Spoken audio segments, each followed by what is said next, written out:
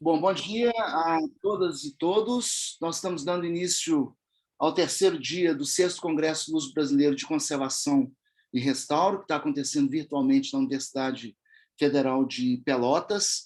Eu tenho a satisfação de abrir esta mesa plenária agora pela manhã, com a ilustre presença de 4 convidados muito importantes para a nossa continuidade dos trabalhos, a doutora Maria Lucilene Velo, aqui representando a Coordenadoria de Cooperação Internacional do CNPq, a professora Eduarda Vieira, da Universidade do Porto, a professora Maria João Melo, da Universidade Nova de Lisboa, e o professor Antônio Candeias, da Universidade de Évora. À medida em que os palestrantes forem apresentando, eu vou fazer antes da sua apresentação de dados do currículo.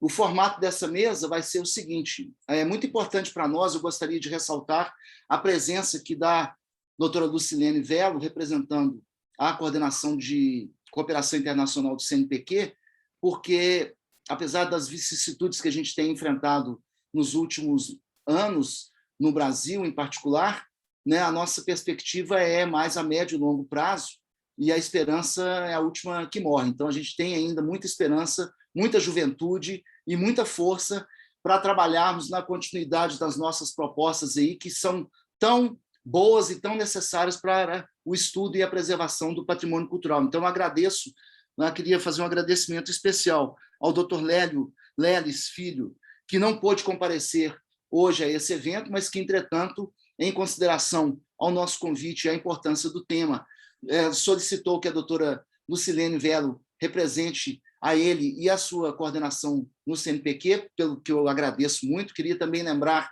da importância na história da ciência, tecnologia e do patrimônio no Brasil, né, principalmente em relação às atividades do CNPq, o nosso Conselho Nacional de Desenvolvimento Científico e Tecnológico, da importância das ações aí nos anos 2000 do professor Evandro Mirra, que foi diretor do CNPq, foi presidente do CNPq e que teve também um papel muito importante junto à fundação e instalação do CGEE, que é o Centro de Gestão e Estudos Estratégicos, uma unidade de Brasília que congrega diversos pesquisadores muito importantes no cenário nacional e internacional. Então, para nós é muito importante o CNPq ter conhecimento dos nossos movimentos, das nossas movimentações a médio e longo prazo, e em curto prazo agora, né, com a instalação das redes na Europa, na América do Sul, na América do Norte, representada aqui pela Antecipa, que é a Associação Nacional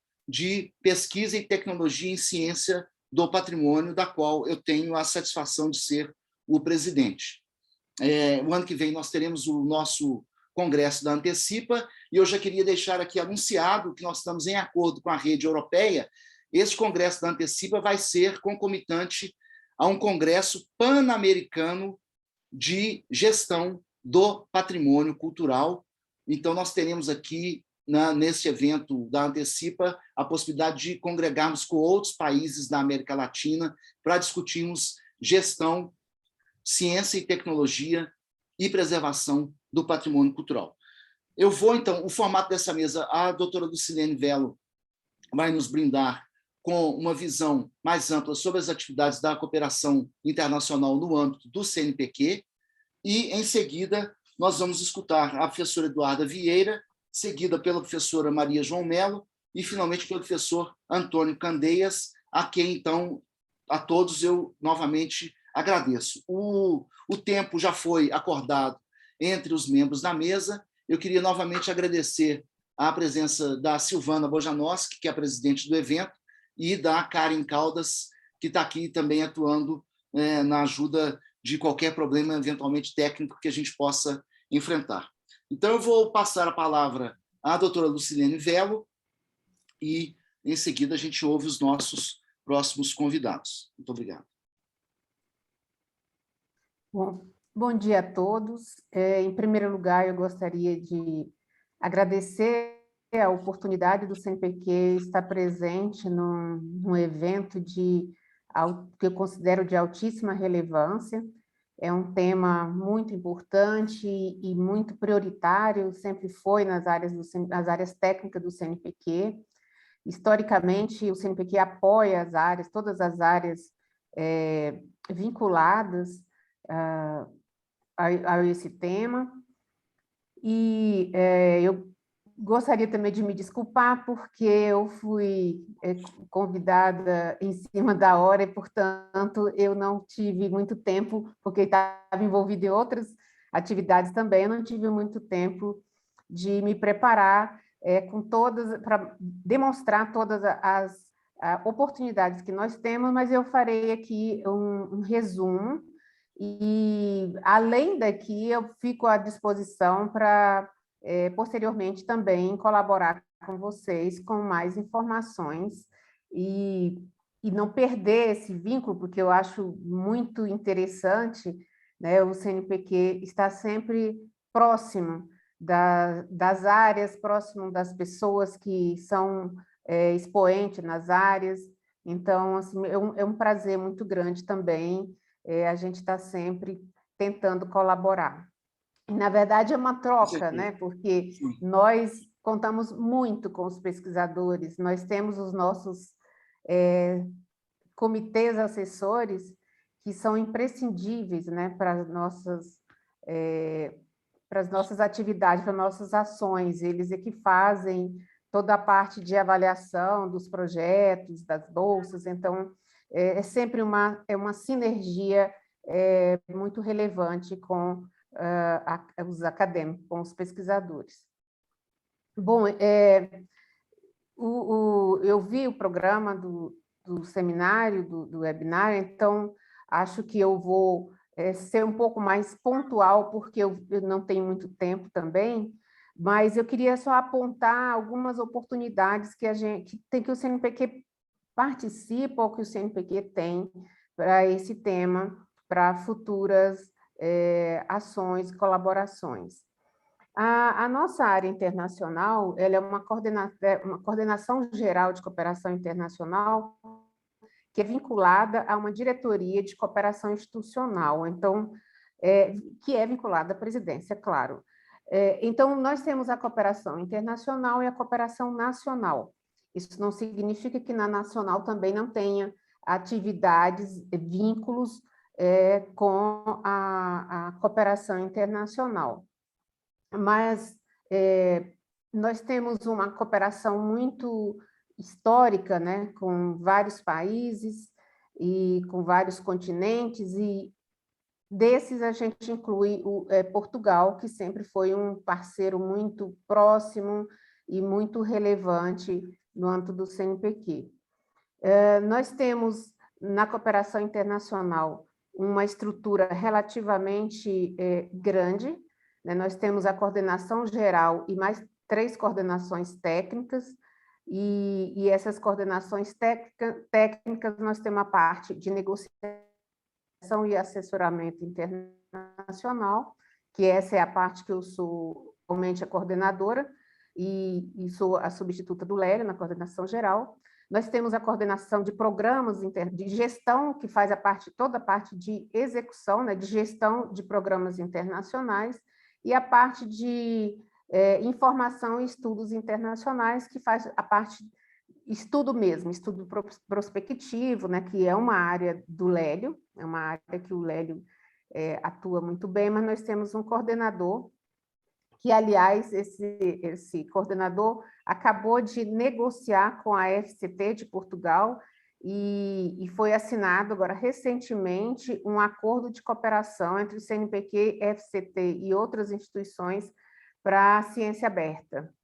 Então, isso é uma ação bem nova, bem recente, e isso é um recomeço, vamos dizer assim, um recomeço da cooperação que está, por conta da questão né, orçamentária, que, como o professor bem disse, o professor Luiz bem disse, nós estamos vivendo uma situação, um contexto realmente muito crítico, mas essa assinatura é um recomeço do fortalecimento dessa cooperação.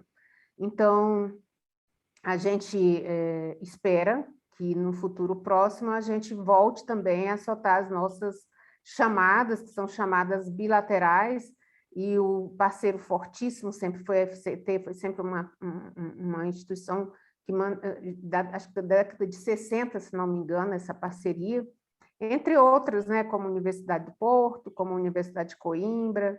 Então, a gente tem essa intenção de, a partir de 2023, voltar a fazer as chamadas bilaterais. Mas a cooperação internacional no CNPq ela é considerada uma área de suporte estratégico muito grande, porque esse suporte é que ajuda, né, nas decisões da presidência do CNPq. Então, o CNPq foi criado a partir de uma colaboração internacional, né? Então, assim, é uma área muito relevante, é uma área muito estratégica e muito prioritária dentro do CNPq. Então, nós temos os acordos bilaterais com diversos países europeus, com diversos países latino-americanos, e temos os acordos bilaterais também. Então, os bilaterais nós temos hoje ativos com a Alemanha, com a Bélgica, Portugal, Canadá, China, Estados Unidos, Espanha, e França, Reino Unido. E dentro dessas negociações, nós temos áreas estratégicas também. Então, a cada chamada pública, nós negociamos as áreas. Então, o que ocorre? Isso é sempre pelo menos a parte do CNPq, a gente tenta atender às prioridades que elas são indicadas pela comunidade científica. Então, nós temos os comitês e esses comitês sempre indicam. Então, assim, é a oportunidade que a gente teria em futuras chamadas incluir o tema desse webinar. Além disso, nós temos uma cooperação muito histórica e forte com os países latino-americanos, e sobre como nós temos a participação em um programa que tem um componente muito forte dessa área, eu gostaria de apontar para vocês, porque ele é um programa ibero-americano. Hoje, quem é o secretário-geral é um português, é o professor... o professor Luiz Teló da Gama, que é da Universidade de Lisboa. Então, eu estou falando do programa CITED. O programa CITED é um programa ibero-americano que congrega 21 países e tem uma estrutura grande. Ele funciona com a participação, a contribuição financeira dos países participantes.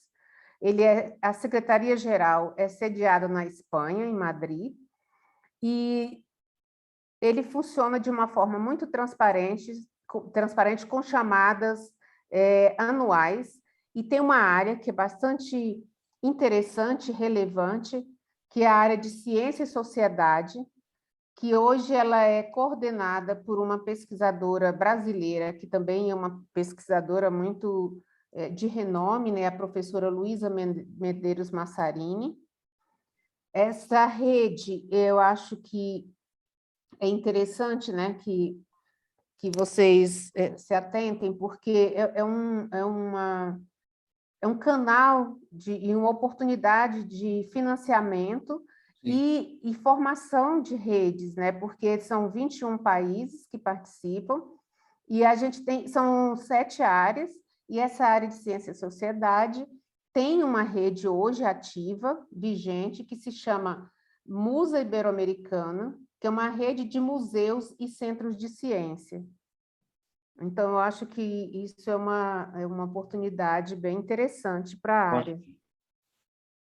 E, obviamente, que eu foquei nessa área, mas são 7 áreas. Eu acho que o programa CITED é um programa que foi criado na década de 80. O CNPq é o organismo signatário brasileiro, o CNPq que representa e contribui anualmente. Ele cria, além da participação de várias instituições brasileiras, ele tem essa oportunidade de criação de redes e projetos de pesquisa. Então, a gente tem, desde a criação do CITED até hoje, nós temos mais de 4.000 pesquisadores envolvidos nesse programa. Então, esse foi o que eu identifiquei, esse que tem realmente uma rede bem ativa e bem participante nessa área. Ótimo. Bom, além disso, o CNPq tem a área específica, né? Nós temos as diretorias, elas são definidas por áreas. Então, dentro das diretorias, nós temos a área de humanas e sociais, com apoio a projetos de pesquisa. Eu não tive oportunidade, não tive tempo de fazer um levantamento, mas eu posso depois, em contato com o professor Luiz, mandar uma relação de projetos na área que hoje o CNPq apoia, porque eu acho que é importante, né? Isso cria vínculos ou cria sinergias, né, para vocês prospectarem alguma atividade. E na áreas técnicas, a gente tem certamente muitos projetos nessa área. Isso eu falei do CITED, que é um programa multilateral, e nós temos também vários outros programas, eu não vou aqui discorrer individualmente, porque o tempo é curto, mas nós temos uma cooperação muito forte atualmente por conta da pandemia, né? O tema Covid se fortaleceu mais ainda, que são os BRICS, o CNPq que atua hoje fortemente nos BRICS. As chamadas públicas, apesar de os projetos serem financiados com recursos de diversas instituições, porque aí entra Ministério da Ciência e Tecnologia, Ministério da Saúde, o próprio CNPq, FINEP, e é uma rede grande, né? Cria também redes grandes, mas atualmente a área está focada no Covid. Lançamos uma chamada o ano passado, muito grande, e esse ano está prevista outra. Mas no passado nós tínhamos áreas definidas também pelos países envolvidos, países dos BRICS envolvidos. Além disso, nós temos várias cooperações com a União Europeia, né? Nós temos ativos, inclusive, hoje, participando em 5 programas da União Europeia.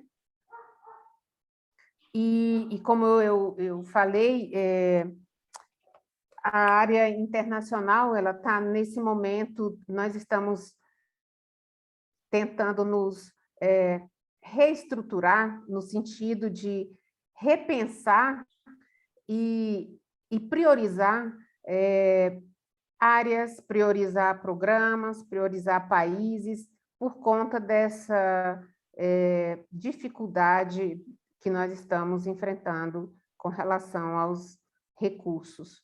Então, como bem disse o professor Luiz, não é fácil, a gente tem esperança, né, que isso vai melhorar. As instituições da área, como a ABC, né, que é a nossa... A nossa, na verdade, são várias instituições que estão fazendo esse esforço. A nossa ABC, a nossa Sociedade Brasileira para o Progresso da Ciência, a SBPC, e várias associações de universidades, de reitores. Então, assim, há esse esforço enorme em tentar retomar, né, a importância, fazer com que seja demonstrado a importância dos recursos para a área, porque realmente é lamentável, né, como nós chegamos atualmente, mas não há um desânimo, né? O nosso presidente, o presidente do CNPq, que é também de Minas Gerais, né, é uma pessoa muito bem relacionada, é uma pessoa muito bem articulada, ele está fazendo um esforço enorme e tendo o apoio dessas associações para retomar e para recuperar esses recursos que foram retirados da área. Eu acho que, assim, não vou me estender mais, porque eu acho que o meu tempo é pequeno, mas eu me comprometo aqui a continuar colaborando, tá? A continuar mantendo vocês informados das nossas oportunidades.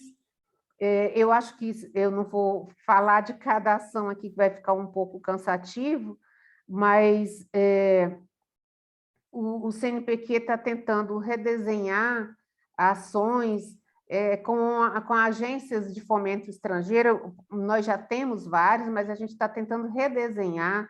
Nesse momento, nós estamos conversando com algumas instituições, e principalmente aquelas mais tradicionais, como a França, né, com o CNRS, que é o equivalente ao CNPq, e com foco mais prospectivo, buscando melhorar a nossa maneira de cooperar, porque como a gente está, né, com essa dificuldade financeira, mas a gente pode não ter recurso para parte de financiamento, de custeio, mas nós temos bolsas, então a gente tem ainda instrumento de negociação.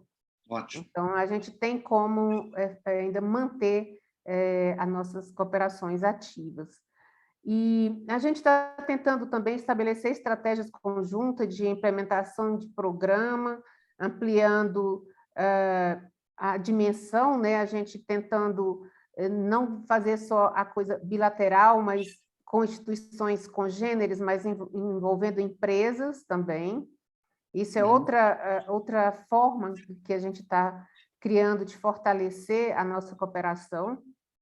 E ainda mesmo, agora, recente, nós temos uma ação com uma empresa de Portugal, que nós consideramos também muito importante, não é na área, a temática é petróleo e gás, mas para a gente entendida com muita relevância, porque eles começaram a participar lá, a Petrogal, eu estou falando da Petrogal, Galp, que nós temos uma colaboração desde 2014, iniciou lá no programa Ciências Sem Fronteiras, e eles continuam, e então a gente tem formado um número já alto de mestres, né? O apoio da Petrogal é para formar um mestrado profissional, aliás, é o único mestrado profissional que o CNPq tem no exterior. E esse ano, por conta da pandemia, nós até acabamos de implementar um programa o primeiro no CNPq, o primeiro curso que é totalmente virtual, por meio dessa colaboração com a Galp, Petrogal. Então, a gente está realmente se reinventando para não parar, para não perder o ânimo, né, com as colaborações. Então, eu acho que a gente tem que tentar buscar, tentar se reinventar, se reestruturar e não deixar perder, né, o valor, a importância que a nossa instituição tem. O CNPq realmente é uma agência de fomento muito qualificada, muito respeitada, e internacionalmente a gente tem excelentes relações. E eu acho que essa busca e essa importância que nos reanima, né, a não deixar perder a esperança. Então, como já disse, eu continuo à disposição. Eu lamento não ter trazido mais dados para mostrar para vocês, mas eu posso colaborar numa outra oportunidade. Eu acho que tem eu não sei se eu teria que responder as perguntas agora, mas eu vi que tem uma... Nós vamos deixar para o final as perguntas. perguntas. Tá bem. Tá, porque eu já vi uma pergunta, mas Sim. Tudo bem, tá ok. Sim. A Karen, a professora, a Karen está nos ajudando aí lá da Universidade Federal de Pelotas, está recolhendo as perguntas. Tá bem. Então, tá bom. Bom, doutora Lucilene, queria agradecer muito pela exposição, me desculpar pelo tempo, mas para nós o mais importante realmente é a presença, não somente da senhora, mas do CNPq nesse nosso evento, o que nos abre, então, muito boas perspectivas de diálogo, de colaboração. Sim. Os esforços aqui no Brasil são muito grandes e a perspectiva que a gente tem, inclusive, de fazermos esse evento no ano que vem, já num formato pan-americano, inclusive envolvendo a rede brasileira, que já é o braço da rede europeia e norte-americana nessa área de ciência e tecnologia, na área do que a gente chama hoje de ciência do patrimônio, que engloba essas várias áreas. É muito importante, então, que a gente tenha a oportunidade de ouvir diretamente do CNPq estas possibilidades já que se abrem das redes, como a CITED, que já está estabelecida, a Musa Ibero-Americana, a inserção com os BRICS. A gente tem muita colaboração com os países dos BRICS. Eu mesmo, de domingo para segunda, eu vou ter que ficar acordado às 3 horas da manhã, que eu tenho uma conferência em Xangai. Então, a gente continua fazendo a nossa parte. O próprio envolvimento de empresas, eu tenho certeza que nas apresentações aqui, alguns exemplos vão ser citados também. Então, é uma ótima oportunidade que a gente tem agora de não somente ouvir o CNPq, mas já abrimos essa base de diálogo. Eu vou passar, então, para a primeira apresentação dos nossos colegas de Portugal, que vai ser iniciada pela professora Eduarda Vieira. Antes de passar a palavra à professora Eduarda, eu vou rapidamente descrever a qualificação da professora Eduarda Vieira. Ela é doutora em Conservação e Restauro do Patrimônio Histórico-Artístico pela Universidade Politécnica de Valência, na Espanha. É professora auxiliar da Escola das Artes, Universidade Católica Portuguesa, Polo Regional do Porto, onde coordena o programa de doutorado em Conservação de Bens Culturais. É diretora do CITAR, Centro de Investigação em Ciência e Tecnologia das Artes, e diretora da revista SER, Estudos de Conservação e Restauro. É membro do ICOMOS, que é um Conselho Internacional de Sítios e Monumentos, e do ICOM, que é o Conselho Internacional de Museus. É investigadora em diversos projetos financiados pela FCT, aqui citada, pela doutora Lucilene Velo, e orientadora de diversas teses de mestrado e de doutorado. Os interesses de investigação nas áreas da conservação sustentável e do patrimônio cultural na era pós-digital. Professora Eduarda, já está com a palavra, muito obrigado. Não estamos ouvindo.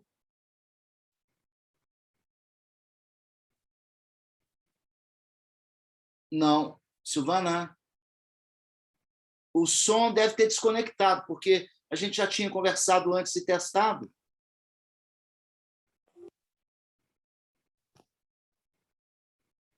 Problemas técnicos acontecem. Sempre. Professora Eduarda, agora voltou, pode dizer agora. Não. Talvez... Ela sair e entrar outra vez. Talvez, então, deixar só o som no computador. Aí a senhora... Eu acredito que é algum problema com o som da professora Eduarda, porque aqui está normal. Agora está fechado. O áudio está fechado. O áudio está fechado. Ora, conseguem ouvir-me? Agora sim, sim. Pronto. Vou tentar não me mexer muito para me conseguirem ouvir. Bom dia a todos e bom dia também ao professor Luís Sousa, que coordena aqui o painel. Cumprimento os colegas do painel, cumprimento os colegas da Universidade Federal de Pelotas que tiveram a tarefa hercúlea de montar este congresso, que já é um sucesso mesmo virtual, com 380 participantes. Pronto. Ora bem, eu vou partilhar aqui o meu ecrã, vou pôr em modo de apresentação e vou explicar... Agora? Já estão a ver o meu ecrã? Não.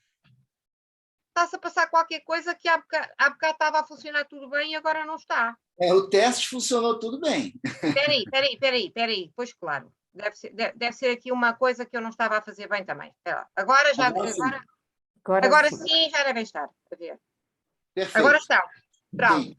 Ora bem, eu intitulei a minha comunicação Investigação e Inovação aplicável ao património, conservação e gestão, porque, obviamente, para fazer investigação é preciso fazer rede, a partir desse conceito. Nós somos uma escola, portanto, eu estou na Escola das Artes e dirijo o CITAR, portanto, nós dentro no âmbito da Universidade Católica, nós somos a Universidade Católica, não a Universidade do Porto, somos uma unidade pequena e o CITAR também é uma unidade pequena do ponto de vista como centro de investigação no contexto nacional. Eu vou explicar como é que as redes se fazem também, e irei, de alguma forma, também esforçar-me por explicar o que é que temos estado a fazer nos últimos 3 anos, sobretudo. O que eu vou aqui dizer centra-se mais nos últimos 3 anos. Nós, no CITAR, estamos organizados neste momento em áreas de foco de investigação, das quais uma delas é o património, a conservação e o restauro.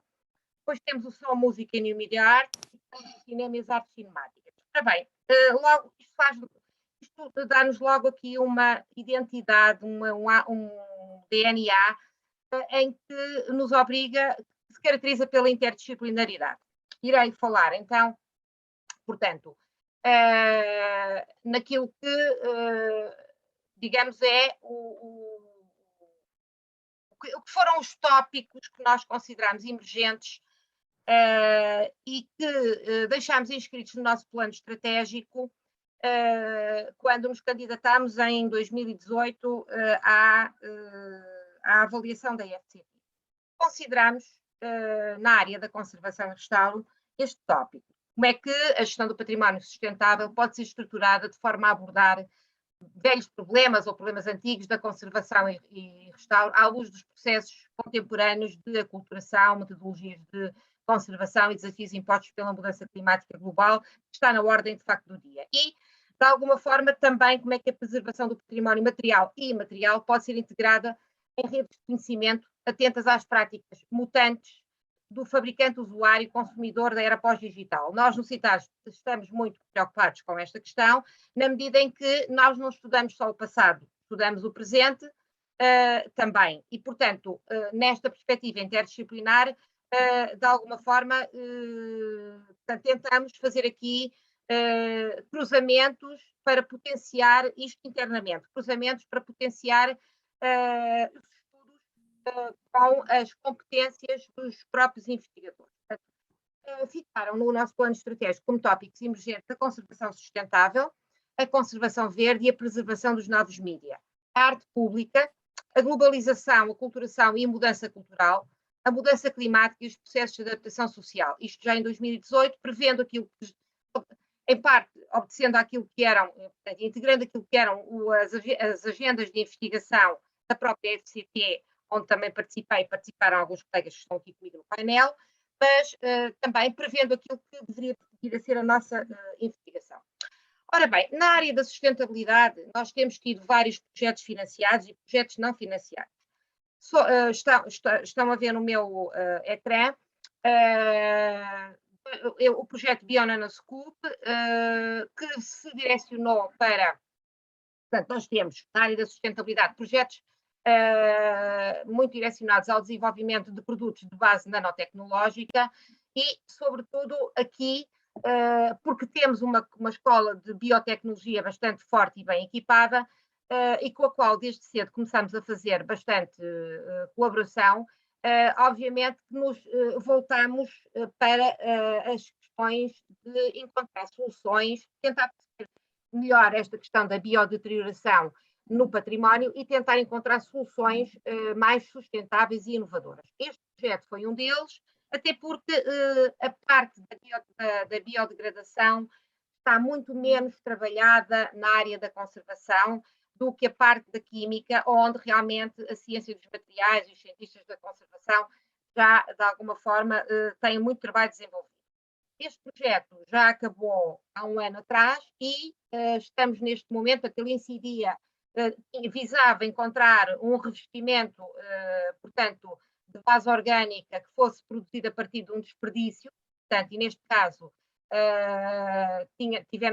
teve semente o quitosano, está na casca do caranguejo e já apresentámos, temos vários artigos publicados nesta área e já estamos agora em fase de implementação do revestimento, ou seja, portanto, algumas das esculturas que estão a ver aqui neste slide, nomeadamente aqui esta menina de perna alçada, já está recuperada, já está limpa, já não está assim preta, negra como está. Estamos agora, portanto, a testar o revestimento que foi criado no âmbito deste projeto, que agora vem a parte, digamos assim, até que foi a da ciência da conservação. Agora vem a parte, digamos, da conservação e restauro, testar o produto e, no fundo, contribuir para que ele possa vir a ser melhorado e compreender o seu comportamento. A ideia é que se limpem as esculturas, que isto é um problema que existe em todo lado, portanto, as esculturas não têm manutenção, a biodeterioração tem um impacto estético enorme, para além de fomentar outros tipos de reações, e, portanto, tem sido estas esculturas estiveram no âmbito do projeto e, portanto, estamos agora então em fase de implementação. Estamos também a terminar um outro baseado um bocado na mesma linha, portanto, mas associado, portanto, já direcionado para a pintura mural. Portanto, estamos a falar de projetos financiados, este foi financiado também pela FCT e destinou-se a encontrar um revestimento na mesma linha e na mesma lógica de pesquisa para problemas de biodeterioração, mas aqui num caso muito específico, ou seja, estamos a estudar umas manchas, eu não sei se conseguem ver a minha seta, estamos a estudar umas manchas muito específicas que crescem em determinadas pinturas, não em todas, no norte de Portugal, em suporte de granito. Este projeto envolveu 3 anos e isto implicou uma rede grande de parcerias, nomeadamente também com os colegas, para além das químicas todas, nomeadamente também com os colegas da geologia da UTAD. E neste momento, este será aquele que nós temos, eu diria, numa fase mais enigmática, porque envolvidos 3 anos de investigação, permanecemos ainda com dúvidas do que é que causa este processo destas manchas, porque em princípio sabe-se que haverá uma base biológica, mas não parece ser só um problema biológico. Ora bem, este projeto, por exemplo, nasceu a partir de um mestrado e de um doutoramento de uma aluna nossa. Portanto, tudo começou com uma tese de mestrado e deu origem a um projeto maior. Isto também penso que interessará falar um bocadinho sobre a questão de como é que às vezes as pequenas ideias têm de facto pernas para andar e se construírem. Estou a ver aqui um artigo que se publicou mais recentemente e um póster também, ou seja, portanto, este é um projeto onde está associada a nossa doutoranda Alexandra Marco e é um projeto em que ela é bolseira a citar CBQF. O CBQF é o nosso centro de biotecnologia e química fina. Portanto, ainda dentro da mesma linha da sustentabilidade, mas de abordar sérios problemas com novas leituras, temos um projeto em curso na cidade de Ovar, que é uma cidade pequenina que fica aqui no norte de Portugal, a sul do Porto, e que é toda ela praticamente revestida a azulejo. E azulejo de fachada, produzido com várias técnicas, e há cerca de uns 15, quase 20 anos atrás, a Câmara decidiu criar um ateliê de azulejo e esse ateliê foi atuando sistematicamente. E ao atuar sistematicamente, nós temos um conjunto de intervenções que podem ser monitorizadas a partir de estudadas, integradas, e foi o que se fez neste projeto. Portanto, este projeto é sobre os estudos de preenchimentos aplicados no restauro de lacunas de vidrado. Quem trabalha em suportes inorgânicos sabe perfeitamente que o grande desafio na azulejaria de fachada, na azulejaria do exterior e, por sua vez, na azulejaria de fachada consiste relativamente na questão que se coloca em torno dos revestimentos, dos materiais de preenchimento das lacunas volumétricas, por um lado, e das lacunas de vidrado, por outro. estamos neste momento a desenvolver trabalho de monitorização em fachadas, em 9 ou 10 fachadas que já foram restauradas há uns 10 anos, portanto temos algum período do investimento de materiais e temos a parceria do Laboratório Nacional de Engenharia Civil também neste projeto. E em parte eu suponho também do Laboratório Hercules, que não sei, temos também aqui algum trabalho que pode, a partir do próprio Laboratório Nacional de Engenharia Civil, vir a ser desenvolvido também com o Laboratório Hercules. Entretanto, também dentro de uma nossa aluna de doutoramento, por acaso brasileira, e com grande sucesso, temos outro projeto que desde a origem é uma rede, e estamos a falar de redes, é o projeto das vitrines microclimáticas da pintura moderna e contemporânea, de Trinómio, Conservação Pública e Sustentabilidade, ou seja, é o projeto da Karen Barbosa, que muitos de vocês que estão a assistir serão, devido à sua longa experiência como profissional no MASP, e a Karen começou a pegar num tema que tem muito pouco estudado, quer dizer, muito pouco abordado, sobretudo por parte dos conservadores, dos museus. Já há estudos na área da química, mesmo a nível da Europa, e além do trabalho que tem desenvolvido no seu doutoramento, a Karen conseguiu criar esta rede de qualidade do ar interior em museus, bibliotecas e arquivos.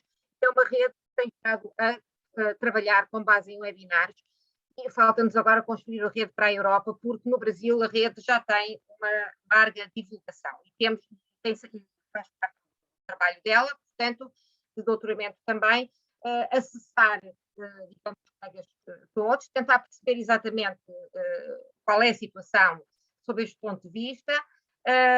Isto vai conduzir a questões de estudo da qualidade do ar e temos neste momento até uma manifestação de interesse também, para além de, esta é uma rede ibero-americana, e temos a manifestação de interesse do próprio Instituto Ricardo Jorge. Portanto, isto pode nos conduzir também a outras,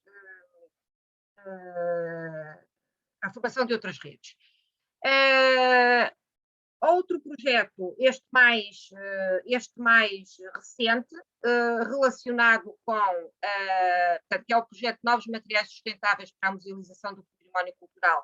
É um projeto da aluna de Química, que é aluna do doutoramento da Escola de Biotecnologia, que fizemos aqui uma parceria, porque já tinha trabalhado no projeto Bionanoscope, e a ideia aqui é, por um lado, portanto, pegar naquilo que já é no estado da arte dos adesivos e consolidantes para as madeiras. Portanto, aqui a área de trabalho são os objetos em madeira, sobretudo objetos musealizados, e tentar perceber exatamente se é possível criar revestimentos antimicrobianos à base do picosano, que permita a manipulação segura a longo prazo dos objetos pelos visitantes do museu, e também, por outro lado, criar réplicas de objetos em 3D a partir do ácido polilático.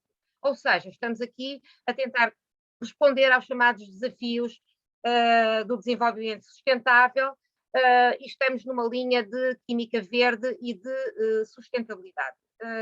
Já conseguimos os primeiros resultados e pedimos agora, recentemente, em um mês tem, um pedido de registro de patente nacional. Claro que quando eu falo aqui, quando refiro que os alunos são destes centros de investigação, implica sempre a colaboração de outros centros de investigação. Neste momento estamos a trabalhar com politécnicos neste projeto, que estão mais avançados nos estudos das madeiras. Ainda na área da sustentabilidade e mais recente, gostaria de chamar a atenção para este projeto, o AC4CG, Heritage Art Creation for Climate Change, Living the City, Catalyzing Spaces for Learning, Creation and Action Towards Climate Change. Este foi um projeto que nós submetemos o ano passado, em outubro de 2020, à CCDRN, e é verdadeiramente um projeto interdisciplinar, porque tem 3 linhas de investigação. É um projeto curto para o financiamento que tem e também para os outputs que são exigidos, mas a ideia aqui é trabalhar já, portanto, naquilo que são as missões do Horizonte Europa, portanto, ou seja, as alterações climáticas, e neste caso este está muito direcionado para as alterações climáticas, envolver o cidadão, ele incide sobre o Porto.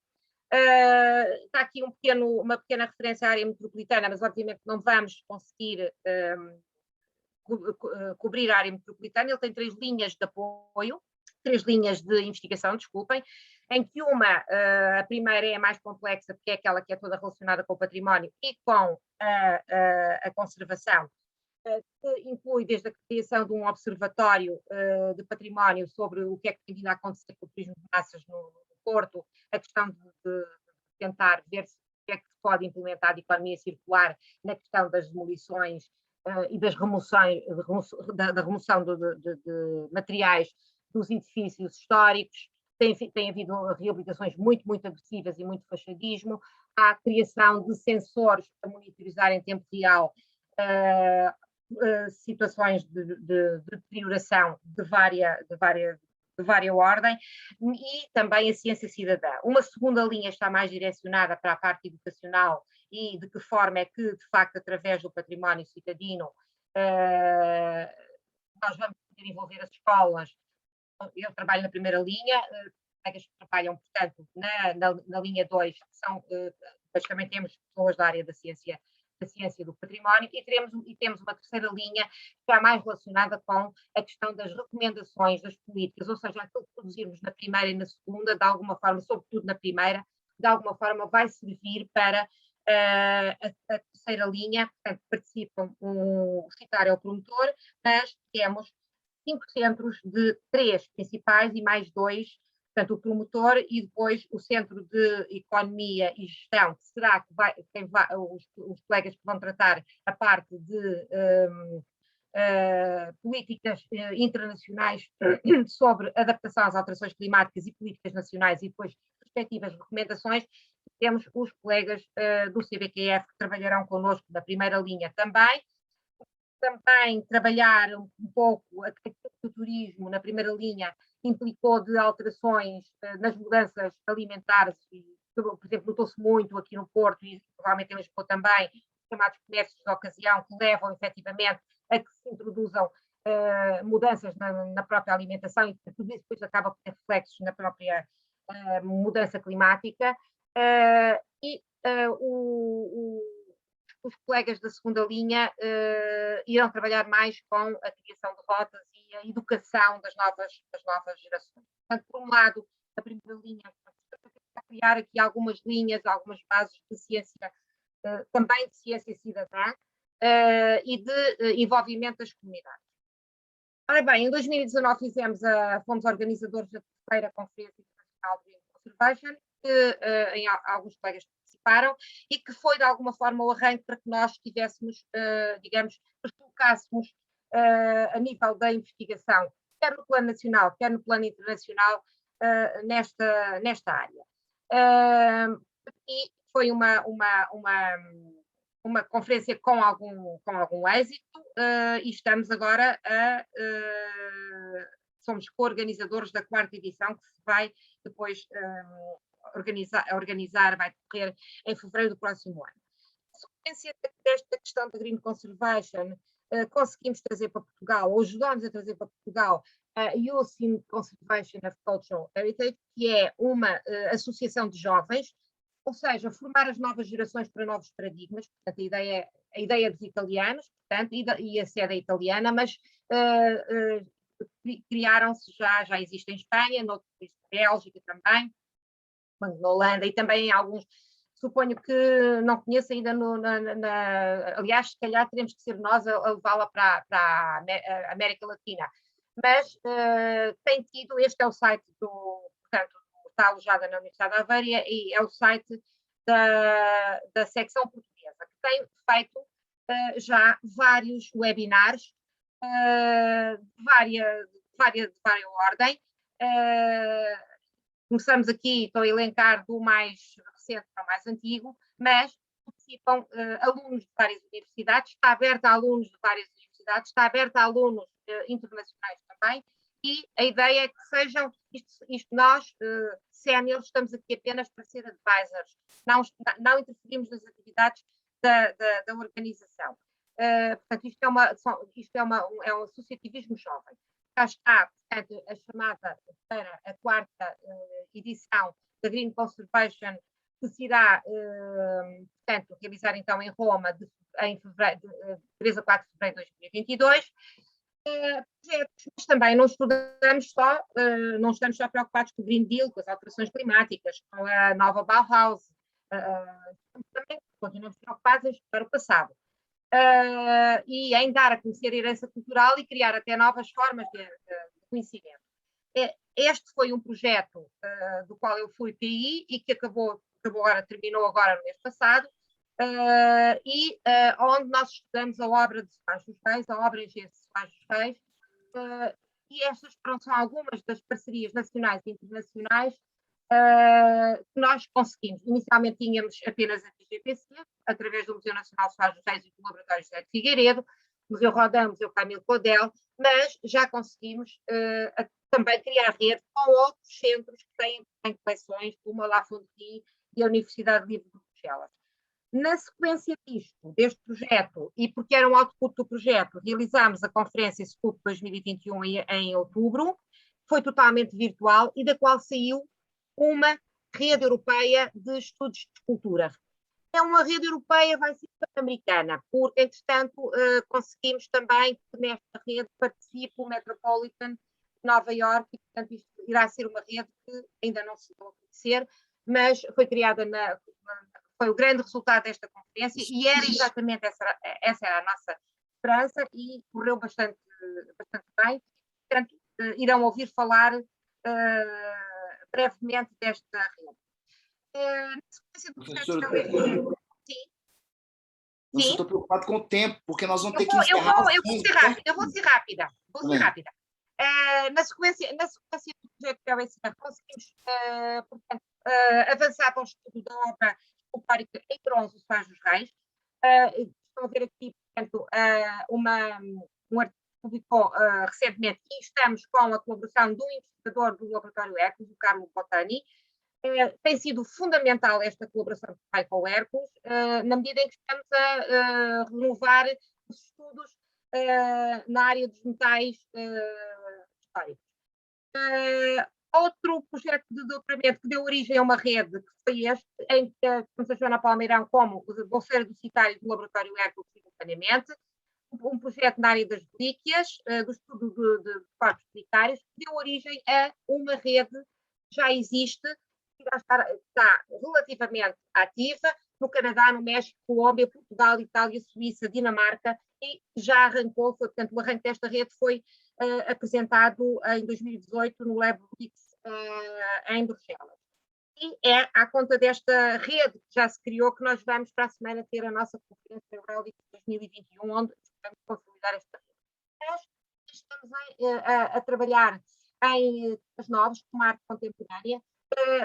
Há áreas menos conhecidas da arte contemporânea, como, por exemplo, a arte bruta, e neste é um caso de um doutoramento que está em curso, em que vamos fazer a abordagem clássica dos estudos materiais. É uma área que está pouco desenvolvida, em que conseguimos conjugar com a nossa área de cinema. Estão a ver aqui obras de Jaime Fernandes, que estão agora em exposição no Centro de Arte Oliva. O projeto R3IAP, Rede de Informação de Pesquisa e Intervenção Artística, que foi criado em 2018 e do qual vários centros de investigação fazem parte, é uma rede só dedicada, efetivamente, ao estudar em todas as suas manifestações.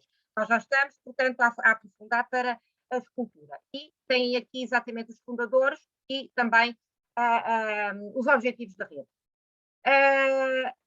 Pós-doutoramentos em curso, que também dão origem a redes, temos este do da Ana Galán Pérez, em que estamos a trabalhar coleções de memória trágica. E vamos fazer para o ano também um evento nesta área, património trágico, que é uma área pouquíssimo estudada, pouquíssimo abordada, começam a surgir conceitos de turismo negro, que são coisas que nós temos que efetivamente pensar, e trata-se mais de uma abordagem a um tema novo, com um paradigma novo, porque é exatamente trabalhar com a conservação preditiva. Um webinar que já fizemos nesta área, Outro pós-doc que está em curso, relacionado com a aplicação do conceito de ciclo de vida nos planos de conservação preventiva para o edificado da Igreja Católica. Portanto, estamos a ser procurados por investigadores que, no fundo, percebem, estão mais ou menos identificados com algum trabalho que a linha faz na área da conservação programada. E depois, nesta linha, temos tido algumas teses de mestrado, por exemplo, esta é uma delas, na área da escritura pública, que vai ser defendida brevemente, e onde conjugamos fotogrametria com metagenómica, com ciência cidadã, e que vai ser integrada também no projeto LAC. Uma novidade na área dos metais, outra tese de mestrado também, que obriga a rede, que é o desenvolvimento de um biolubrificante à base de óleo de girassol para aplicar exatamente nos modelos, por acaso, neste caso é para aplicar nos modelos de engrenagem de duas coleções de mecânica, que é da Carolina Azevedo. É um dos problemas principais. Os metais têm muitos problemas de conservação e há imensas lacunas no que toca a questões de revestimentos e de massas para... é evidente que neste momento só estamos na produção do protótipo. Temos que, tal como nos outros projetos, digamos, mas já conseguimos produzi-lo, agora vamos aplicá-lo. Temos tido colaboração de vários estudantes brasileiros, nomeadamente arquitetos, que nos preocupam por causa da nossa vertente de património edificado, e em que estamos, portanto, também a trabalhar algumas questões relacionadas com menos abordadas do edificado na cidade. Este é um caso em que nós participamos na World Heritage Volunteers Campaign este ano, com um trabalho também de uma aluna de universidade brasileira sobre claraboias. Estamos a trabalhar, a iniciar o trabalho na preservação da arte digital, isto são apresentações de Ciência 2019, porque temos precisamente essa valência, porque estamos preocupados com a transição digital e com a cultura numa sociedade digital. Temos, portanto, outros trabalhos de doutoramento em curso, nomeadamente este, por exemplo, nós não estamos interessados em discutir, em fazer, digamos, a digitalização do património, isso poderá interessar ao património, mas não estamos apenas interessados nisso, estamos interessados em discutir os processos, de forma que essas ferramentas, de alguma maneira, permitem apreender ou criam novas formas, ou novas formas, portanto, de apreensão do património. Temos este projeto com Serralves. Este é o meu último slide. Temos as parcerias, não as elenquei aqui, mas são muitas, portanto, com centros de investigação, politécnicos, laboratórios públicos, privados, institutos públicos, novos. Estamos a começar a pensar na transferência de conhecimento e agradeço a vossa atenção e peço desculpa por ter passado um bocadinho o tempo. Bom, muito obrigado, professora. Obrigada. Nós vamos mover diretamente para a professora Maria João Mello, por causa do tempo, porque a gente tem uma sessão que começa exatamente às 11h. A professora Maria João Mello é professora catedrática do Departamento de Conservação e Restauro da Universidade Nova de Lisboa. Ela é responsável pelo laboratório científico do Departamento de Conservação e Restauro da mesma universidade. Coordena o programa de doutoramento em Conservação e Restauro da Universidade Nova de Lisboa e é investigadora do Laboratório Associado para a Química Verde, Requinte. Coordena a linha temática em Herança Cultural do Charme. É membro associado do Instituto de Estudos Medievais da Universidade Nova de Lisboa e a sua investigação é criada no cruzamento de saberes entre as ciências exatas, humanidades e a arte. Professora Maria João, muito obrigado. Obrigada, Luís. Vou tentar falar em 10 minutos, ver se consigo. Por isso, antes de mais, uma saudação e um bom dia aos amigos e colegas brasileiros. Espero que o meu português não seja demasiado difícil. Saudar os membros do painel e um especial obrigado à professora Silvana e ao professor Luís. Então, estou muito feliz de estar aqui com vocês e trouxe um caso de estudo, por isso eu acho que posso avançar, até porque há muita coisa publicada. Manter viva a memória, preservar documentos e fotografias com soluções inovadoras e sustentáveis. Aqui o nosso sonho seria, de facto, poder ajudar as muitas coletividades centenárias, muitos sítios que têm mais problemas em guardar, não só, digamos, tudo o que são a documentação gráfica, mas muitas fotografias. E essas fotografias, a imagem está num suporte que é feito de um material polimérico, acetato ou nitrato de celulose, que nos causa muitos problemas. Então, como é que podemos ajudar a preservar estas memórias tão importantes para as coletividades. Em termos de polímeros, nós sabemos que há uns polímeros muito perigosos no design. O poliuretano coloca-nos de facto problemas gravíssimos e muitas vezes a única coisa que podemos fazer é congelar ou colocá-los em ambientes onde não haja oxigênio. É a mesma coisa para estes materiais que são feitos, que são o suporte da imagem, filme ou fotografia, como o nitrato acetato de celulose. Eu vou-me focar um pouco mais no nitrato de celulose e, como veem, este polímero pode durar séculos. São alguns dos objetos que existem em museus, que poderão existir em casas, objetos muito bonitos e que podem estar estáveis. Mas também podemos ter aqui a bomba relógio, como neste incêndio terrível num hospital que fez com que se deixasse completamente de usar o nitrato de celulose, e temos muitos filmes e muita fotografia num estado terrível de conservação. Portanto, se degrada o suporte, perdemos a imagem. A solução até agora não é nada sustentável, porque a única coisa que nós sabemos é diminuir o tempo de vida e a sua degradação. Portanto, congelamos, ficamos com o objeto fora, muitas vezes depois também se remove a base, o que é sempre traumático se nós imaginamos que isto também é no fundo um original. Então, não temos soluções boas.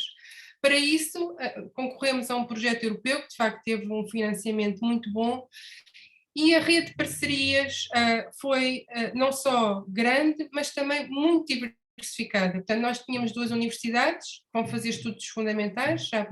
São esses que me vou centrar, mas depois também temos institutos de investigação, que são fundamentais também para já desenvolver materiais que vão, digamos, permitir preservar este património, e muitas companhias, porque a ideia fundamental aqui, ou melhor, o objetivo final, era conseguir um protótipo que pudesse ser usado para preservar estes filmes, estas fotografias.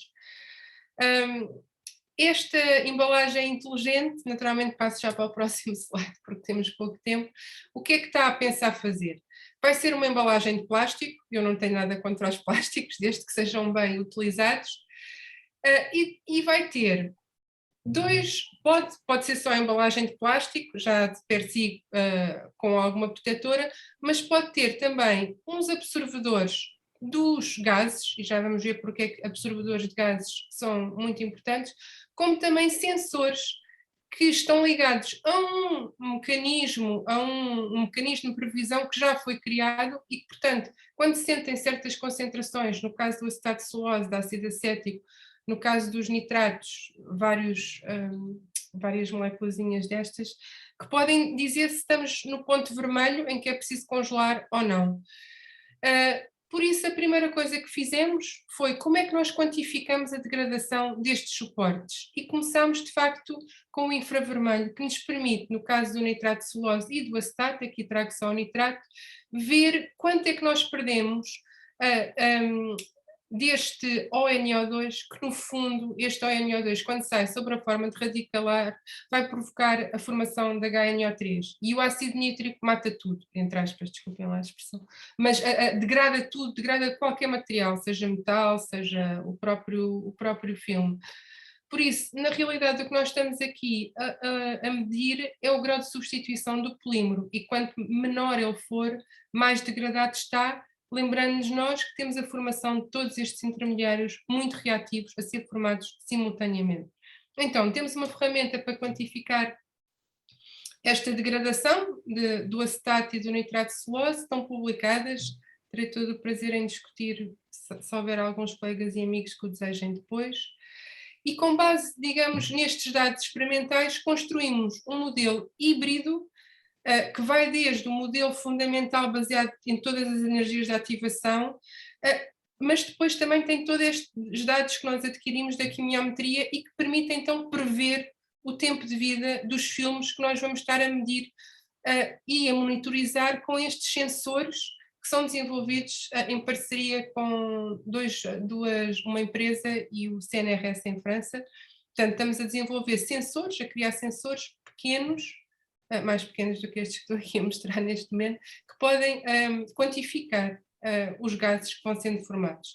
Neste momento estamos nesta fase do protótipo, portanto mais podem ver no newsletter do projeto, tem lá isto super bem mostrado, tanto com as várias camadas e onde é que vamos colocar os sensores, como é que depois isto fica tudo ligado, mas a ideia era poder ter todos estes objetos, até se desejarmos, em exposição, mas conseguir controlar o seu estado de degradação com estes sensores que depois se ligam a programas de computador que então nos podem lançar esses sinais de alerta.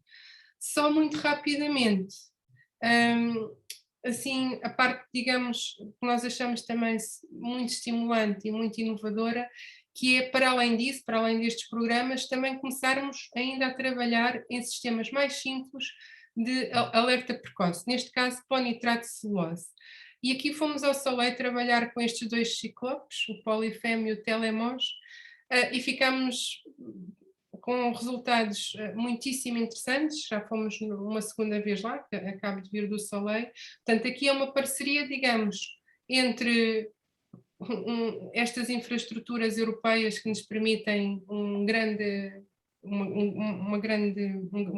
intensidade de luz, e em que nós podemos provar que, naturalmente, ainda podemos ir mais longe a nível de detecção logo dos primeiros degradações. Isto é uma colaboração, a Nova agora mudou de logotipo, por isso pus aqui o logotipo novo, então o Ciclotron Soleil e o Ipanema.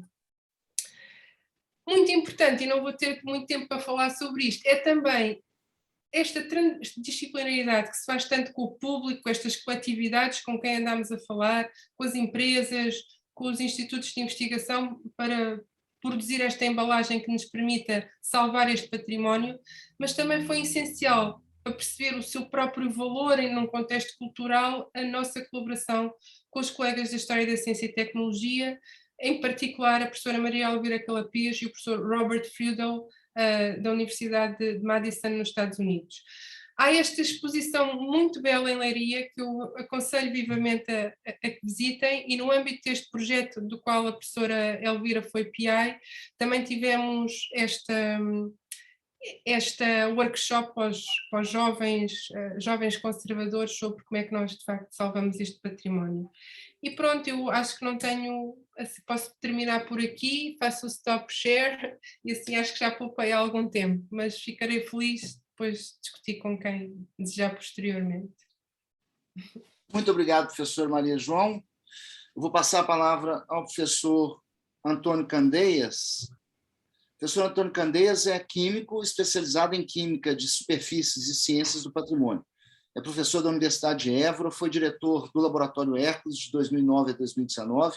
Atualmente ele é vice-reitor para investigação e desenvolvimento e diretor do Instituto de Investigação e Informação Avançada da Universidade de Évora. É também diretor da infraestrutura ERIS, que é a Rede Europeia de Ciência do Patrimônio, da qual aqui no Brasil a gente tem a nossa rede brasileira vinculada a essa rede portuguesa e europeia. Diretor do Roteiro Nacional de Infraestruturas de Investigação de Interesse Estratégico e do Laboratório Associado InToPast, Laboratório Associado para Investigação e Inovação em Patrimônio, Artes, Sustentabilidade e Território. E ele é coordenador da Cátedra City University Macau em Sustainable Heritage. Por favor, professor Candeias, a palavra.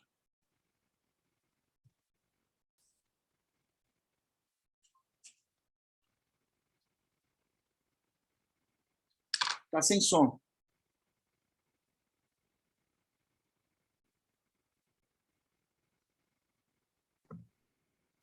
Já? Sim, Já sim. me consegue ouvir? Ok, ótimo. Então, antes de mais, gostaria obviamente de agradecer o convite que me foi feito e felicitar o Luís Sousa e toda a organização. Eu vou falar sobre redes interinstitucionais e transnacionais e a partilha dos recursos humanos e analíticos. Essencialmente vou falar um pouco sobre a experiência do Laboratório Hércules. Bem, todos sabem, obviamente, que o património cultural faz parte integrante da nossa identidade coletiva, consistente um sentimento de pertença e de permanência, mas obviamente que o património tem mais do que este significado simbólico, é também um forte impulsionador da economia, constituindo uma importante mais-valia das sociedades modernas, especialmente no presente contexto pós-industrial. E quais são os desafios que nós temos quando falamos em investigação na área do património? Por um lado, desenvolver investigação transdisciplinar e interinstitucional com capacidade de integrar recursos humanos altamente qualificados e com envolvimento de impacto social. Depois, desenvolver investigação que contribua para o desenvolvimento sustentável dos territórios. Desenvolver investigação sobre materiais e os mecanismos de degradação de bens patrimoniais, sobre novos materiais e sobre técnicas de tratamento e mitigação. Por outro lado, desenvolver estratégias adequadas de gestão e mitigação de risco num contexto de avaliação multirrisco e que assegurem a resiliência dos sistemas, em particular agora, obviamente, com as alterações climáticas. E por outro, implementar estratégias de valorização e comunicação de património cultural através do conhecimento. Bem, vamos falar então do Laboratório Hércules. O Laboratório Hércules é um laboratório, uma unidade de investigação que foi criada em 2009. E o grande objetivo do laboratório é, de facto, integrar as ciências físicas e naturais no estudo e valorização de bens patrimoniais. E quem somos? A nossa equipa, neste momento, é composta por 32 doutorados, temos 28 alunos de doutoramento, temos 2 técnicos e, como podem ver, é uma equipa multidisciplinar que vai desde pessoas da área dos materiais, da química e física até à área da bioquímica, da arqueologia, da conservação e restauro. Esta equipa é suportada por uma forte infraestrutura laboratorial e, de facto, nós temos vários laboratórios equipados com tecnologias de ponta que o fazem único em Portugal e um dos mais bem equipados a nível europeu. Para além desta infraestrutura laboratorial, temos também uma unidade móvel, também equipada com uma série de equipamentos que nos permite não só portabilidade, mas também desenvolver a investigação não invasiva em diferentes ambientes. Posso-vos mostrar aqui alguns exemplos. Por exemplo, aqui é o projeto de conservação e restauro dos painéis de São Vicente, é a pintura mais icónica e mais importante portuguesa do século XV, e neste momento há um projeto de conservação e restauro, e o que nós estamos a fazer é precisamente toda a componente científica de apoio à intervenção de conservação e restauro. Toda esta infraestrutura permite-nos também desenvolver trabalhos em ambientes menos habituais, como por exemplo aqui é a Gruta dos Coral, onde nós não só estudamos a biodiversidade nestes ambientes hipogénicos, como também estudamos as pinturas rupestres, no sentido de perceber não só a materialidade, mas também tentarmos uma melhor leitura sobre estas pinturas, uma vez que estão cobertas por filmes de calcite que muitas vezes impedem a leitura. Aqui temos, por exemplo, uma pintura, isto é a interpretação dos arqueólogos. Os arqueólogos interpretaram como uma cabra saltando uma cerca. Eu não vejo a cabra, também não vejo a cerca, mas quando fizemos o estudo com diferentes técnicas de imagem, em particular com análise hiperespectral e refletografia de infravermelho, conseguimos uma leitura completamente diferente destas pinturas, e neste momento esta é a interpretação para aquelas pinturas rupestres. Vamos falar ainda de outro projeto. Isto é um projeto que eu coordeno, é um projeto de colaboração com o Museu Munch em Oslo e com a participação do Getty Conservation Institute, em que estamos a estudar uma série de pinturas de Edvard Munch que sofrem graves problemas de formação de sais e destacamento de pintura, e o que estamos a fazer na realidade é tentar compreender como é que estes sais se formaram, porque é que se formaram, e tentar desenvolver soluções para a estabilização destas pinturas. Posso ainda falar de um outro projeto que foi há 3 semanas, em que nos deslocámos a Paris para estudar o Atlas Miller, que são os portulanos que foram oferecidos pelo rei Dom Manuel aos reis de Espanha e que foram produzidos por António de Holanda. Neste caso aqui, o objetivo é de facto estudar estes mapas, estudar, enfim, um pouco cronologicamente a técnica de produção destes mapas, e o que foi muito interessante é que, como acabámos mais cedo do que o previsto, tivemos ainda a oportunidade de estudar o mapa do Cristóvão Colombo, que foi para nós, obviamente, bastante interessante podermos estudar também este mapa. Queria dizer que, para além desta infraestrutura analítica, neste momento temos também um outro laboratório, que é o Artéria Lab, que é um makerspace para fabricação digital e prototipagem rápida, e que é um laboratório que, obviamente, é muito interessante naquilo que é o complemento às capacidades do Laboratório Hércules. ainda e é um investimento de cerca de 1 milhão de euros. Ainda neste ano nós conseguimos um outro financiamento para um novo laboratório, também ligado ao laboratório Hércules, que é um laboratório para produção de realidade imersiva, de conteúdos de realidade imersiva, todo equipado com sistemas de motion capture e salas para experiências imersivas.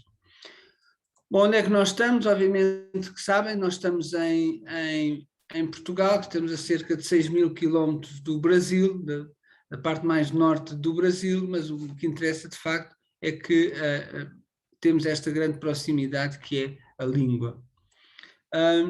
Queria-vos dizer, obviamente que estamos na cidade de Évora, que é uma pequena cidade a sul, no interior de Portugal, a cerca de 100 km de Lisboa. Bom, como é que nós operamos? O Laboratório Hércules está estruturado em 4 grandes linhas de investigação: abordagens arqueométricas para o estudo do passado, essencialmente temas relacionados com arqueologia, com técnicas de produção e proveniência; ciências para as artes, muito focado naquilo que são as técnicas de produção artística e nas técnicas de construção tradicionais; ciência para a conservação do património, muito focada em soluções para a área da conservação; e finalmente uma linha de inovação e desenvolvimento, que é novos materiais e soluções para o património. Tudo isto se desenvolve, obviamente, num grande clima de cooperação e de parcerias internacionais. E é precisamente sobre cooperação que eu vou falar, e vou-vos falar de diferentes projetos e iniciativas que temos tido ao longo destes últimos anos. Um deles é, como já referiu o Luís Sousa, é a infraestrutura portuguesa, a infraestrutura do roteiro português de infraestruturas de interesse estratégico, que é o ERIS-PT, que é a plataforma portuguesa da infraestrutura europeia em ciências do património. Esta infraestrutura é um consórcio entre o Laboratório Nacional de Engenharia Civil, o Laboratório José de Figueiredo, que é um dos laboratórios centrais do Estado, na área da conservação e restauro de bens móveis, e a Unidade de Investigação Laboratório Móvel.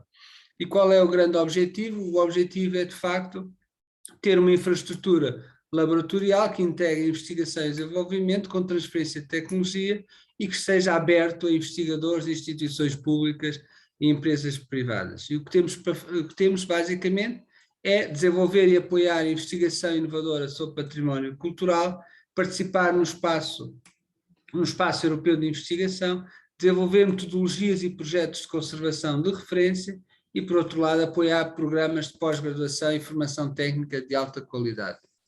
O que é que nós temos para oferecer? Bom, temos infraestruturas analíticas com equipamentos de ponta, únicos em Portugal, temos conhecimento complementares de mais de 40 investigadores doutorados destas 3 instituições e 20 conservadores restauradores, temos um profundo conhecimento e competências no estudo material, temos bases de dados documentais únicas, como seja a Biblioteca Técnica do LNEC e o Banco de Amostras de Obras de Arte e Arquivo Documental do Laboratório José de Figueiredo, e finalmente temos uma vasta experiência em educação avançada e técnica. O laboratório, o ERIS-PT, esta infraestrutura, iniciou as funções em 2017, houve financiamento para reforço das infraestruturas, em particular do LNEC e do Laboratório José de Figueiredo, para contratação de recursos humanos, e posso-vos dizer que já realizámos 3 concursos de acesso às infraestruturas, quer à infraestrutura fixa, quer ao laboratório móvel, e tivemos bastante sucesso, quer nas candidaturas, quer também nos acessos realizados. 2021, neste momento, acabamos de finalizar a avaliação das candidaturas e vamos realizar 14 acessos para a infraestrutura fixa e 11 para o laboratório móvel, o que é, obviamente, um resultado muito interessante, e vamos abrir um novo concurso em março de 2022. Particularmente relevante é o facto da infraestrutura ERIS-PT ser um dos nós da infraestrutura europeia, e aqui sim o mais importante é que esta infraestrutura europeia já está no ESFRI, no European Strategy for On Research Infrastructures, e será em breve uma das infraestruturas europeias, uma ERIC. É uma infraestrutura constituída por unidades ou por polos em diferentes países, com um polo central na Itália, e o mais importante, obviamente, é que, para além desta infraestrutura europeia, existem parcerias internacionais muito importantes com instituições reconhecidas, como é o ICROM, como é o Getty, e também, obviamente, o Antecipa no Brasil. O que é que esta infraestrutura europeia irá fazer? Basicamente, irá ter quatro grandes plataformas: o ArchLab para arquivos, o DigiLab para infraestrutura digital, o FixLab para infraestruturas fixas e o MoLab para infraestrutura móvel.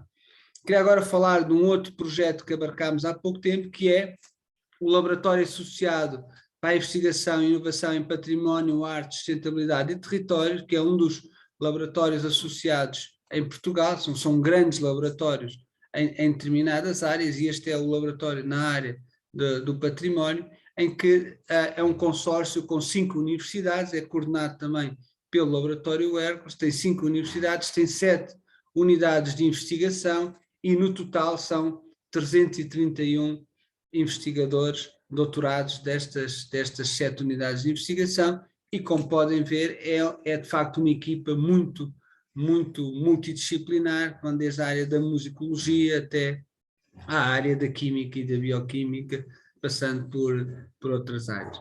Queria ainda falar de um projeto também de cooperação internacional, que é a Cátedra City University de Macau, que é uma cátedra na área do património sustentável, e o grande objetivo aqui é, de facto, cooperação entre os dois países, no sentido de desenvolver programas de pós-doutoramento supervisionados em conjunto, projetos de investigação conjunta e a criação de um laboratório conjunto na City University de Macau, com supervisão científica do Laboratório Hércules, laboratório este que foi instalado durante a pandemia em Macau e que dentro de pouco tempo estará operacional.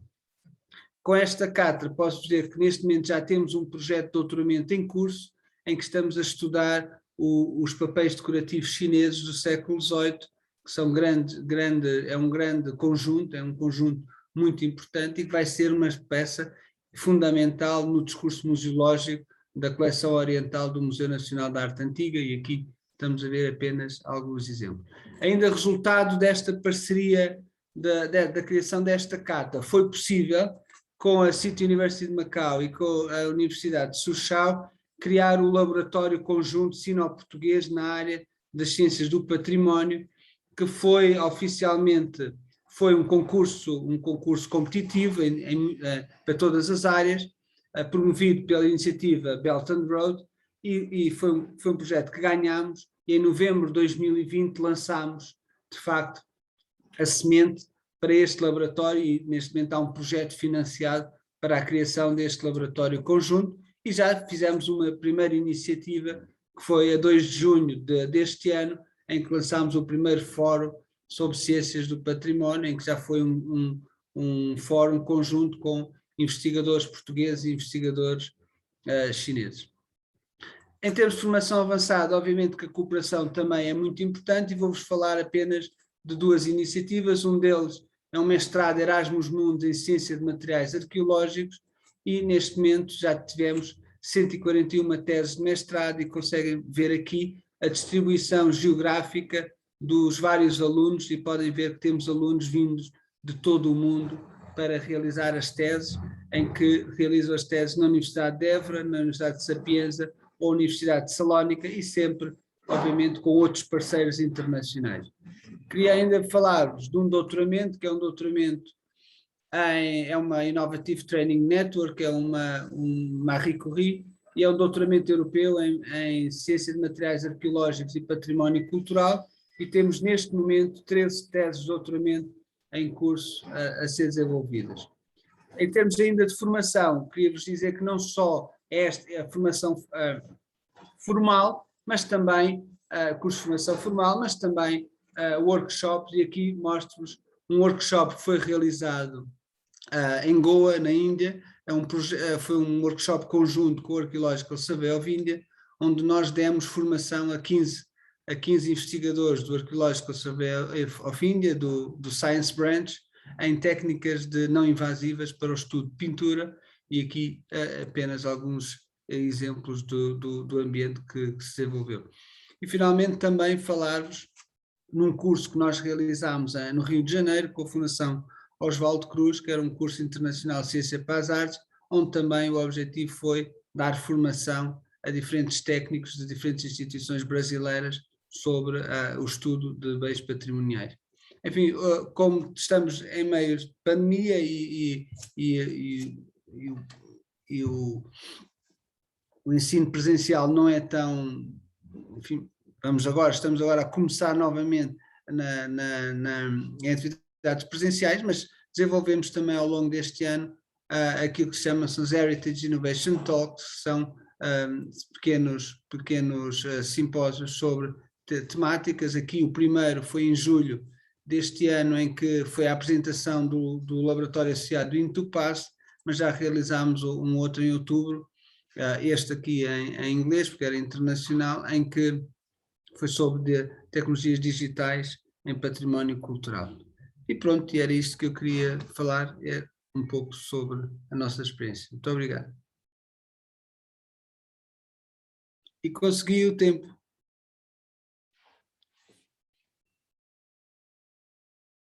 Desculpe, professor. Tá, já está. Bem, não, então, muito obrigado, professor Candeias. Eu queria agradecer a todos. Eu consegui uns minutinhos a mais aí da coordenação, então nós vamos avançar aqui até o momento que a professora Silvana nos informe que ela vai ter que cortar a sessão. Mas eu tenho, então, duas perguntas aqui para adiantar. Eu vou juntar as duas. São da professora Yaciara Froner e do professor Willy, e são para para Lucilene Velo. É o seguinte, porque na Europa e nos Estados Unidos o conceito de ciência do patrimônio já está mais estabelecido, e aqui no Brasil a gente já tem incorporado esse conceito, trabalhando com o conceito de ciência do patrimônio, Heritage Science, que engloba a arqueometria, ciência da conservação e várias outras áreas, ou seja, não se restringe somente à questão das ciências duras, mas envolve também a questão das humanidades, no que então caracteriza esse novo campo do saber, que é a ciência do patrimônio. Então, a pergunta aqui é como que se haveria alguma sugestão, né, da parte do CNPq de como que a gente poderia avançar na busca do reconhecimento desta área como uma área de conhecimento aqui no Brasil, junto aos órgãos de fomento.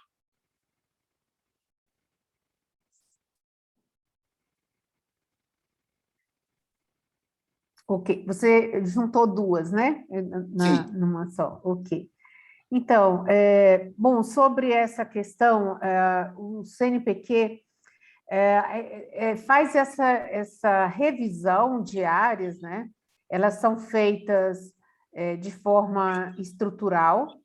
Claro que a demanda, ela vem sempre da comunidade científica, e eu não saberia dizer assim quanto tempo nós teríamos, né, que fazer essa feito, na verdade, essa avaliação e inclusão de novas áreas. Uhum. O que eu sei é que a cada, e eu falo como cooperação internacional, sim, a cada negociação de instrumentos, seja acordo, seja um memorando de entendimento, carta de intenção, as instituições parceiras, os parceiros, sempre trazem áreas novas, áreas de interesse do Brasil ou de interesse do país que nós estamos negociando.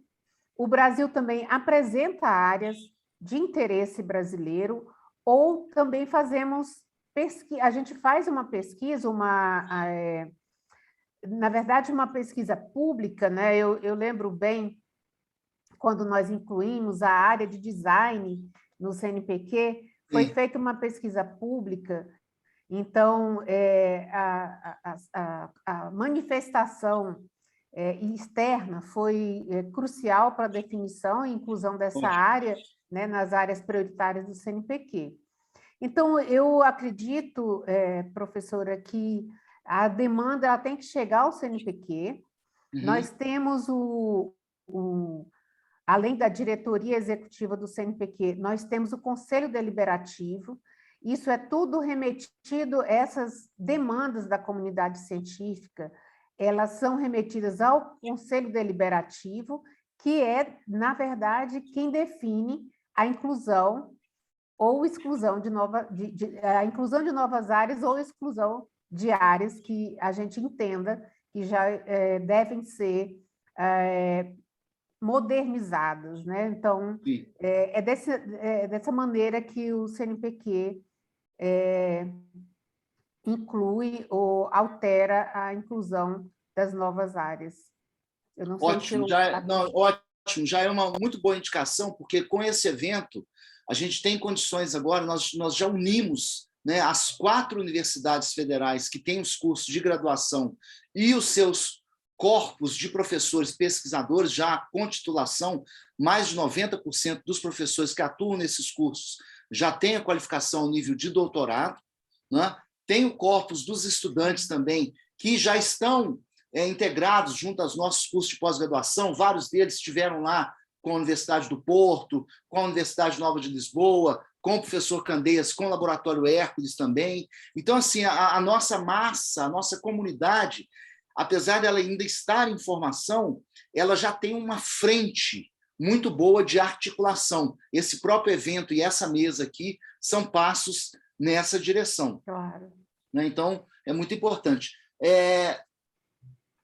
Gente, eu vou aguardar a Silvana nos cortar, então eu vou passar para frente. Tem uma pergunta aqui que é sobre... Eu fiquei perdido aqui, me ajuda aqui, só um minutinho. Porque eu estou no Q&A. É para a professora Maria João Melo, sobre a questão da Green Conservation. Sim, penso que essa pergunta é para mim e para a professora também, Eduarda. Sim. É isso, eu estou neste laboratório associado para a Química Verde, que este ano vai abrir esta linha de herança cultural. Portanto, nós há 20 anos que estamos a pensar de forma diferente, de forma como é que podemos não só estudar o mais possível como é que o material degrada, para depois testar, muitas vezes em reconstruções que nós próprios fazemos e envelhecemos materiais que podemos estudar, novos tratamentos.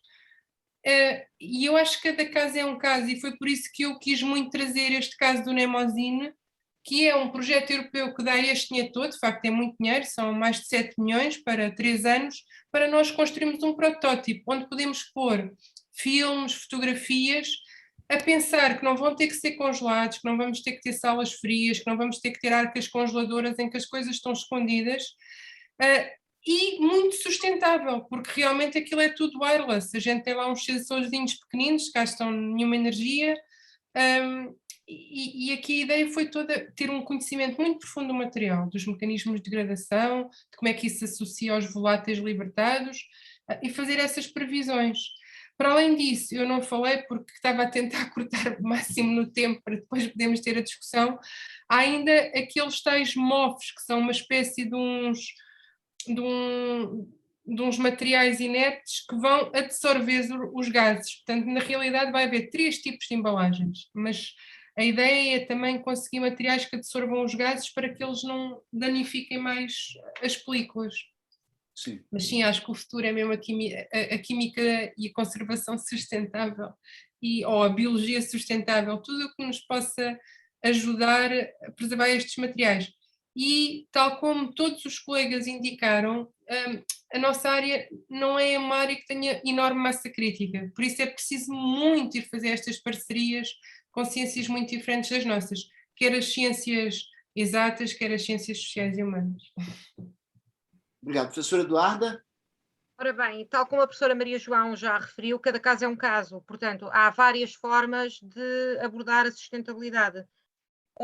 Sobretudo, eu posso perceber que para um estudante possa ser difícil perceber como é que agora de repente aparece esta questão da sustentabilidade, mas sobretudo a sustentabilidade prende-se com uma mudança de paradigma, basicamente. Ou seja, é tentarmos prever mais e avaliar mais o risco do que tentar intervir, não é? E isso, obviamente, isso era uma coisa, por exemplo, em Portugal, durante muito tempo a conservação preventiva foi um bocadinho a filha menor de um Deus menor, e agora acho que está cada vez a ser mais bem vista em todo lado, na medida em que, e também em Portugal, na medida em que ela depende, muita gente pensava que a conservação preventiva tinha pouco de ciência, não, ou a conservação preditiva tem muito de ciência do património.